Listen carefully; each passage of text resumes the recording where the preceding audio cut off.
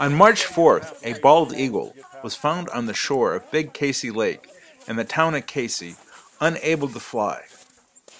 After 19 days of treatment for lead poisoning, the eagle was released on Saturday, March 23rd, over the ice of Big Casey Lake, with a group of onlookers photographing the majestic bird.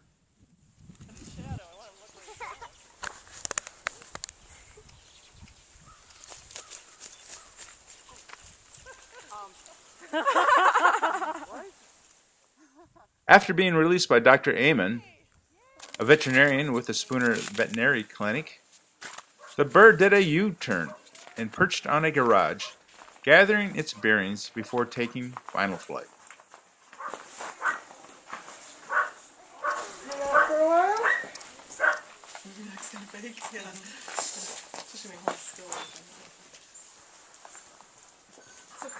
So then they put me in the actual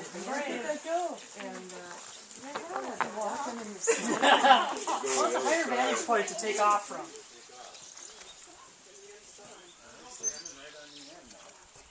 Well, March 4th, we have cameras that do motion detection, and the motion detector went off and it started recording, and when I turned it on to see what was going on, the eagle was sitting on a stump right in front of our cabin, and I thought, oh, this is fantastic. It's never been that close before. Are we talking like down here somewhere? Yep, right next to the tree there. Right next to that tree right there. It kept setting off the motion detector, so I thought, oh, this is crazy. I turned it off, and just before we went to bed, which was about 11 o'clock, I turned the motion detector back on again, and it started going off every 2 minutes, and I thought the eagle had gotten his foot caught in my cables that I have for the bird feeders. Yeah, because it was black by then. And we couldn't see what was going on. So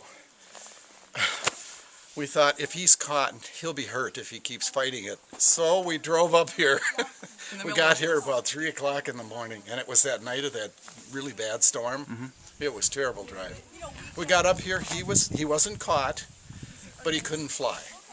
And he went down into the snow, and we waited until the next morning, and 7 o'clock he was still in the snow, so we called the DNR, and the DNR came out within an hour, and they captured him and then took him into Spooner to the veterinary clinic. Well, the DNR called me and asked me if I would take the bird, and I said yes, and they brought it to me.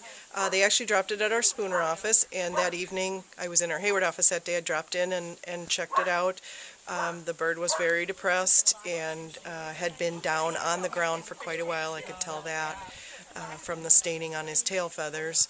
And so I just did our normal workup on a sick bird, and we did some blood work and some x-rays and tried to sort out what was going on, gave some supportive care, and then we just tuck it into a warm cage for a while and kind of play things hour by hour as the bird is ready for it. What seemed to be the problem with the bird?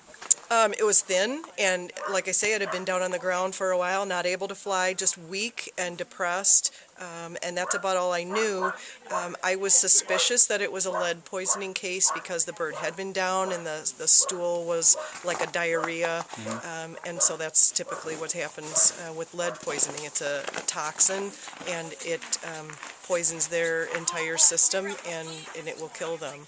And so this bird had been struggling along with it. I didn't see any lead on the x-ray, so I was pretty sure the lead was already out of the bird's body, but they still are sick from it for quite a long time.